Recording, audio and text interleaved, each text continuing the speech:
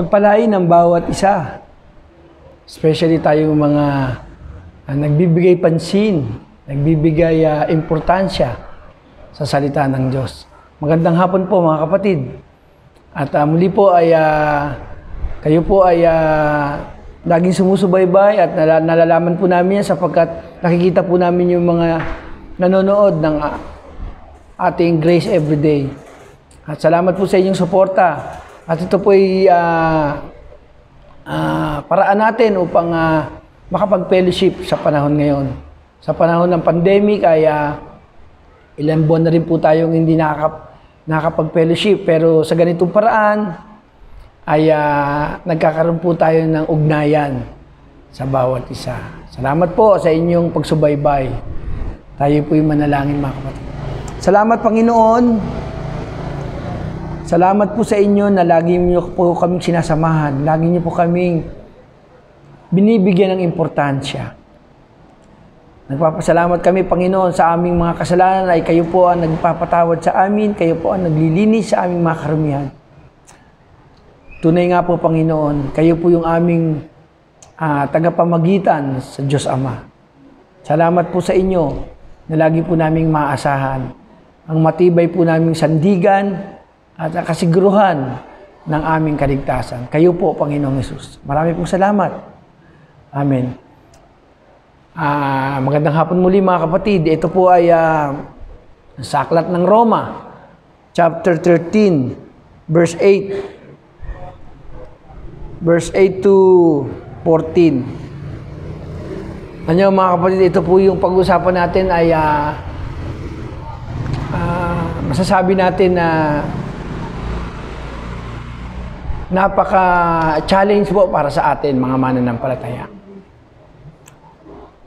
Alam niyo po kasi, sa aming mga nagsasalita sa inyong harapan, nagpapatotoo tungkol sa kabutihan ng Diyos. Marahil nagtatanong kayo na, kayo po ba ay pamuhay niyo yung inyong itinuturo?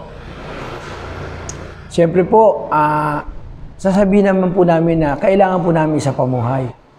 Mahirap po kasing magturo ng hindi po ginagawa. Bagamat hindi po namin sinasabing kami mga perpekto, pero po kami po ay nagnanais na mapaganda yung aming buhay sa harapan ng Diyos. At alam ko kayo rin po, ganun po yung ninanais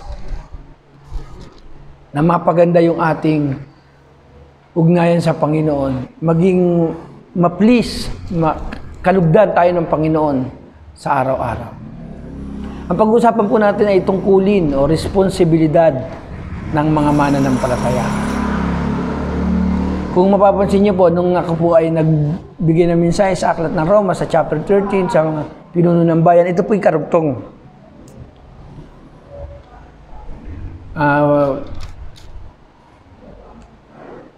By the grace of God, lahat po tayo makapagsasabi na makakalakad tayo sa yapak ng Panginoon o masusundan natin sinasabi ng Biblia na tularan natin si Kristo. Sinasabi naman ni Pablo, tularan niyo ako katulad ng pagtulad ko kay Kristo. Ang ating goal ay to be like Christ. Na matularan ang ating Panginoon sa kanyang napakagandang halimbawa. Alam niyo mga kapatid, ang Panginoon naman ay tumutulong sa atin.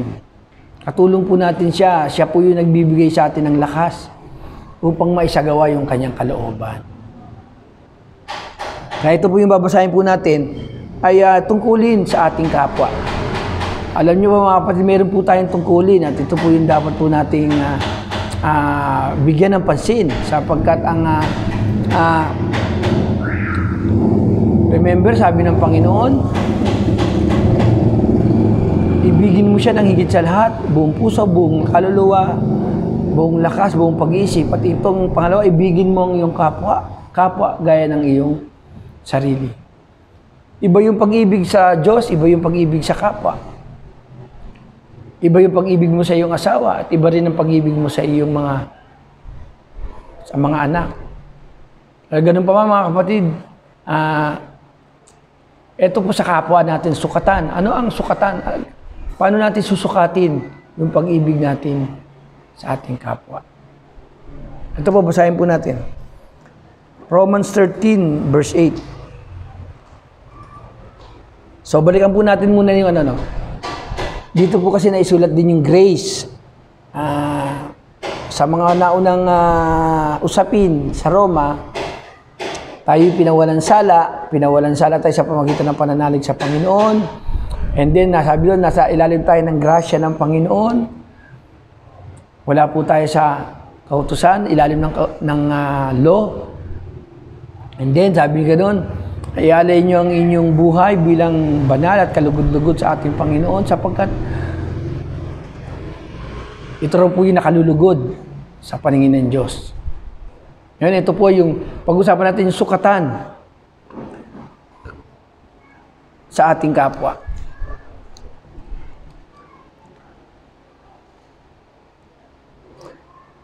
Verse 8, huwag kayong magkaroon ng sagutin kanino man, liban sa sagutin tayo'y mag-ibigan. Sapagkat ang umiibig sa kapwa ay nakatutupad sa kautusan. Dito pa lang sa unang sulat, medyo nasagot na yung tanong eh. Bakit po? Ito sabi, huwag daw tayong magkakaroon ng ibang sagutin kanino man, liban sa sagutin tayo'y mag-ibigan. Sapagkat ang umiibig sa kapwa ay nakatutupad sa kautusan. Mahirap sundin ang 10 utos ng Diyos. Hindi natin mape-perfect yan. Pero sabi diyan, ang umiibig ay nakatutupad sa kautusan. Ang umiibig ay nakatutupad sa kautusan. Sabi ng Biblia, kapag umiibig ka, hindi mo gagawa ng masama ang iyong kapwa. Pwede ba yun iibigin mo siya tapos papatayin mo siya? Iibigin mo siya pag nanakawan mo siya. Iibigin mo siya pag iimbutan mo siya. Iniibig mo siya pero nagsisinungaling ka sa kanya. Pwede ba yun? Sabi, pag iniibig, hindi ka raw gumagawa ng masama sa iyong kapwa. Ulitin ko po sapagkat ang umiibig sa kapwa ay nakatutupad sa kautusan. Romans 13:8, ang umiibig sa kanyang kapwa ay nakatutupad sa kautusan. Alam niyo po kaya po nalalabag ang kautusan dahil sa hindi po natin pag-ibig sa ating kapwa. Ano ang sukatan? Di ba ang sukatan natin sa ating kapwa? Kung ano ang ayaw mong maranasan, ayaw mong gawin sa'yo, dapat sa kapwa mo, iniisip mo na ayaw kong maargabyado eh. Dapat hindi ko rin gagawin sa aking kapwa.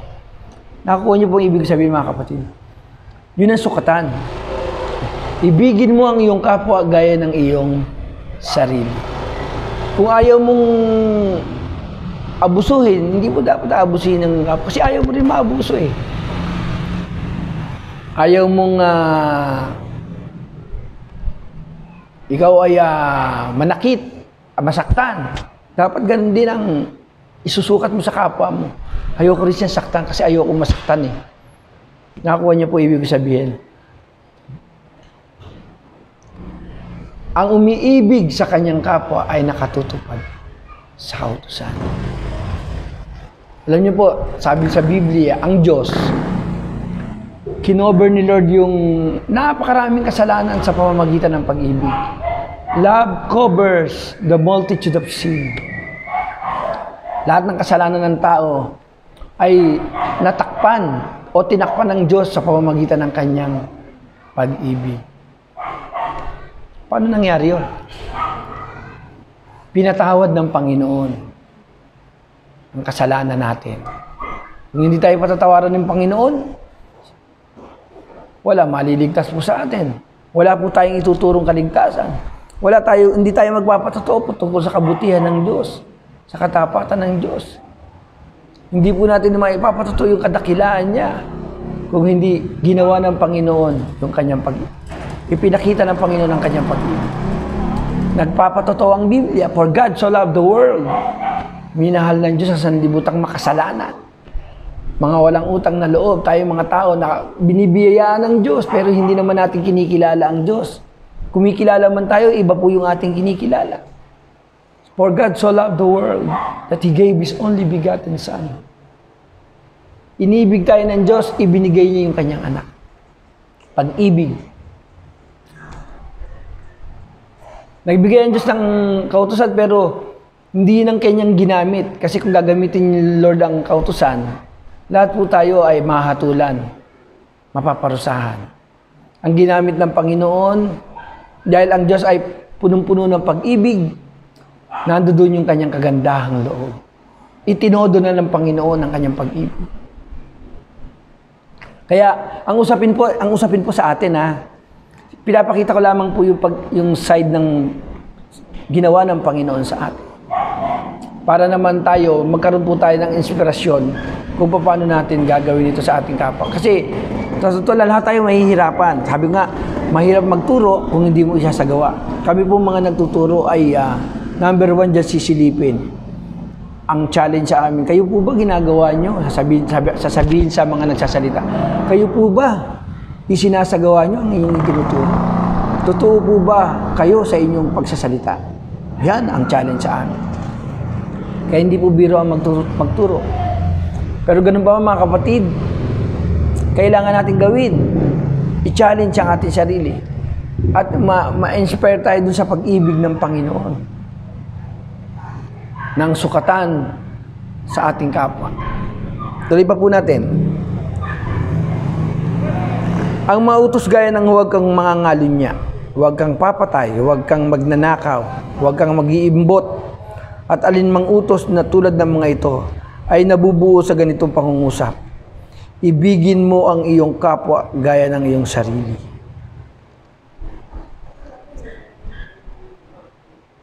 Ang umiibig ay hindi gumagawa ng masama kanino man. Kaya't ang pag-ibig, ang umiibig ay hindi gumagawa ng masama kanino man.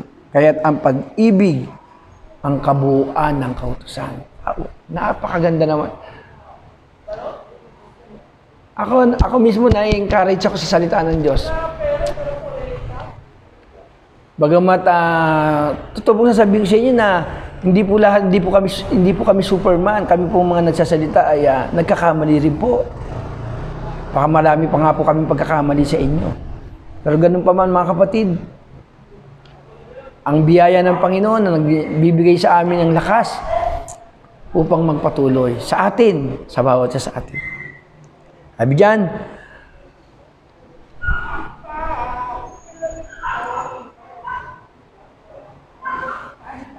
ang umiibig ay hindi gumagawa ng masama sa kanyang kapwa. Kaya't ang pag-ibig ng kabuuan ng kautusan. Katulad ng sinabi ko kanina, pag umiibig ka, hindi mo siya gagawa ng masama. Yun po ang tunay na pag-ibig. Dapat po makita na po natin, mahal ko yung kapitbahay ko niyan, bakit mo sinisiraan? Mahal mo pala eh.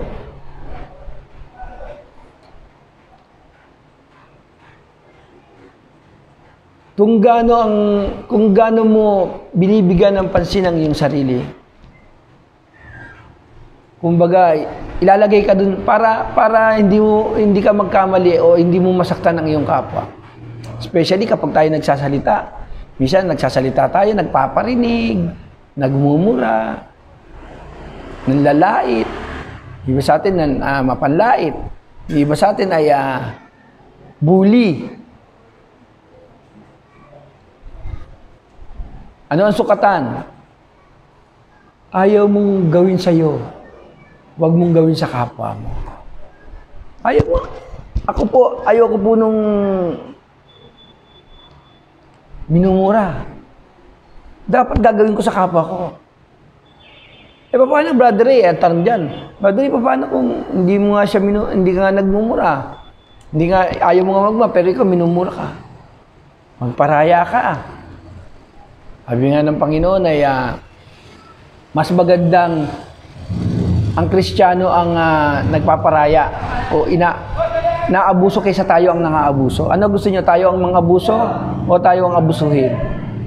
Hindi naman abusuhin na kumbaga, yung kahit sa maliit na bagay, minsan sa tingin mo parang argabyado ka. Pwede rin sabi dyan, ang umiibig ay hindi gumagawa ng masama sa kanyang kapwa. Kaya't ang pag-ibig, ang kabuuan ng kautusan. Kapag daw umiibig ka, ito na yung kabuuan ng kautusan. Sukatan. Sabi nga, di ba? Kung ano ang sinukat mo sa iyo kapwa, hindi na isusukat niya sa iyo. Kasama din sa pag-ibig yung pagpapatawad. Kapag ikaw ay pinatawad tayo ng Panginoon sa bawat pagkakamali, sa tuwing tayo lumalapit sa Panginoon, humingi tayo ng tawad, dapat makita po natin yan. At kapag may nagkamali sa atin, ano po ang dapat natin gawin? Diba kung ano yung naranasan natin sa ating Panginoon, yun ang ipaparanas din natin sa ating kapwa. Remember yung alipin na hindi marunong magpatawad? Pinatawad siya ng hari, tapos nung nakita niya yung kanyang merong atraso sa kanya, hindi niya pinatawad. Nung nalaman ng hari, anong ginawa sa kanya? Pinatawag siya at siya'y pinarusahan. Sinabi sa kanya, pinatawad kita, tapos hindi mo pinatawad ang iyong kapwa. So, mga kapatid, napakahalaga nung tungkulin natin sa ating kapwa. At ito po nakalagay, dapat ninyong gawin ito sapagkat alam ninyong panahon na upang gumising kayo sa pagkakatulog. Ang pagliligtas sa atin ay higit na malapit ngayon kaysa noong tayo nagsimulang nanalig sa Kanya. Namamaalam na ang gabi at malapit nang lumiwanag. Layuan na natin ang lahat ng gawang masama at italaga ang sarili sa paggawa ng mabuti. Mamuhay tayo, verse 13:13 ng Roma. Mamuhay tayo ng marangal at huwag gugulin ang panahon sa paglalasing at magulong pagsasaya, pagpapakasawa sa pitan ng laman. Ang Panginoong Jesucristo ang paghariin ninyo sa inyong buhay, huwag paglalaanan ng laman upang bigyan kasiyahan ng mga nasa nito. Nahihirapan tayong umibig pagkat pinaiiral po natin yung pita ng laman.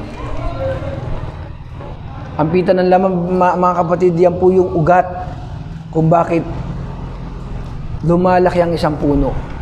Bakit lumalaki ang kasalanan natin? Dumadami yung kasalanan natin, mga Kristiyano.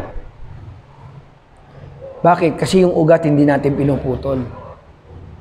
Lumalaki yung kasalanan, lumalaki, nanganganak. At pag nanganak yung kasalanan, ito yung nagbubunga ng kamatayan. Sabi sa James, kapag ang pita ay tumubo, alam niyo po yung pita ng laman o yung hilig ng laman, yan po yung nagpapahamak sa atin. Yan po yung ugat na dapat natin putulin. Hindi po natin magawang umibig sapagkat pinaiiral natin yung pita ng hilig ng laman. Yan po isa sa mga kaaway natin. Nargabyado ako, nasaktan ako, hindi pwede yan. Lagi na lang eh. Ganyan ang minsan ang pamantayan natin. Brethren, sinasabi ko lamang po yung sinasabi ng Romans, katulad ng sinasabi ko nga po sa inyo, kami mga tagapagsalita ay pinupuna sa mga ganyan. Kayo po ba ay sinasapamuhay nyo ang inyong itinuturo? Kaya ang challenge sa mga nagtuturo, isa pamuhay. Di ba po? Hindi lamang po tayo magtuturo.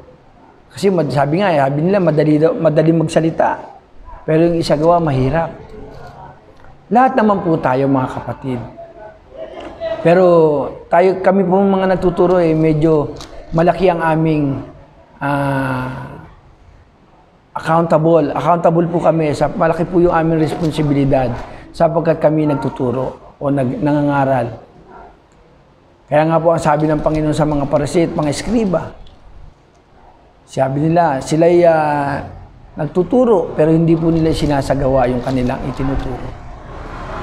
Ayaw ng Panginoon na tumulad ang mga Kristiyano sa mga Pariseo at Eskriba na matitigas ang puso. Walang pag-ibig. Kaya ang Panginoon, pag nagpapagaling, sila number 1 yung hadlang. Sinasabi nila, bawal yan. Hindi tama yung ginagawa mo. Pero ang totoo, naiinggit sila sa ating Panginoon at gusto nilang patayin at nagpaplano sila ng paraan kung paano masisilo, kung paano magkakamali ang Panginoon at maaakusahan siya. Wala pong pag-ibig. Brethren, ang Panginoon ay wala pong sawang sasabihin po natin na ang Diyos ay pag-ibig. Pag inibig mo ng tama ang Panginoon, maiibig mo ang iyong kapwa ng tama. Ang tamang pag-ibig sa Panginoon ay magiging tama ang pag-ibig mo sa iyong kapwa. Yan po yung sinasabi sa Romans. Yan po ang ating responsibilidad. Wala pong accountable po kasi tayo, hindi ka pwedeng hindi umibig. Sabi nga sa inyo, ang magandang halimbawang ipinakita ng ating Panginoon, hindi lang po ipinakita yan. Ipinadama. Pero pinadama sa iyo, hindi para lang sarilinin ng bawat mananampalataya. Sa atin lahat, na inaalam ang salita ng Diyos, ipinadama ng Diyos ang kanyang pag-ibig, ipinakita, ipinadama, ay para din, iparanas din natin sa ating kapwa. Sapagkat ang pag-ibig sa ating kapwa, sabi doon, ang pag-ibig ay hindi gumagawa ng masama kaninuman. Ang pag-ibig ang kabuuan ng kautusan. Malinaw po ba yun? Sa una pa lang po sabi dyan sapagkat ang umiibig sa kapwa ay nakatutupad sa kautusan. Matutupad mo ang kautusan pag ikaw ay umiibig. Pero kapag hindi ka umibig, hindi po tayo umibig, hindi po natin matutupad o maisa sa pamuhay o tinatalima ang salita ng Diyos. Pag umiibig ka, lahat ng pagkakamali ay mapapagpasensyahan, magkakaroon ng pagpapaumanhinan. Kaya sa loob ng simbahan, kapag may nagkamali, sabi niya, magpaumanhinan kayo, sabi ng Panginoon, katulad ng pagpapaumanhin ng Panginoon sa ating mga kasalanan. Magpatawad kayo, katulad ng pagpapatawad ng Panginoon. Umibig kayo sapagkat kung paano kayo inibig ng Panginoon. Mahirap dayain ang ating mga sarili. Alam niyo, minsan nagagalit tayo sa mga sinungaling. Tama po ba yan? Diretsahan po yan. Galit tayo sa mga sinungaling. Pero kapag po tayo hindi po natin isinasagawa o yung mga nanloloko, nagagalit po tayo sa kanila. Pero kapag ikaw hindi mo isinasa pumuhay natin, kasama po ako, ikaw, ako, tayong lahat, hindi po natin isinasa pumuhay ang salita ng Diyos. Idinadaya po natin ang ating mga sarili. At sabi nga natin, galit tayo sa mga mandaraya, pero pag hindi natin isinasagawa, isinasabuhay ang salita ng Diyos, dinadaya po natin ang ating sarili. Amen? Napakaganda po dyan. Ang umiibig ay hindi gumagawa ng masama kanino man. Kaya't ang pag-ibig ang kabuuan ng kautusan.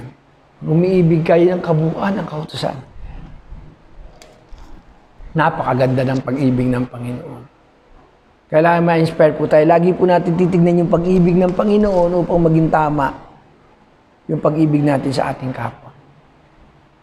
Sabi ng Panginoon, mo ako ng higit sa lahat, then ibigin mo ang iyong kapwa gaya ng iyong sarili. Sapagkat dito nabubuo ang sampung utos ay nauuwi sa dalawang kautusan. Pag-ibig ang tinutukoy. Amen po ba? Yun lamang po mga kapatid at salamat po. Nawa po ay ma-inspire tayo ng pag-ibig ng Panginoon. Tayo po'y manalangin. Salamat po Panginoon sa dakilang pag-ibig mo. Patuloy mo po kaming pagpalain at iparanas mo sa amin ang walang kupas at di nagmamali mong pag-ibig. Upang ang pag-ibig mo'y maiparanas din namin sa aming kapwa, ang aming tungkulin. Tulungan po kami, Panginoon. Alam po namin na ang iyong Espiritu ang tutulong sa amin. Ang iyong kagandahang loob upang maisapamuhay po namin. Salamat po sa pangalan ni Jesus. Amen.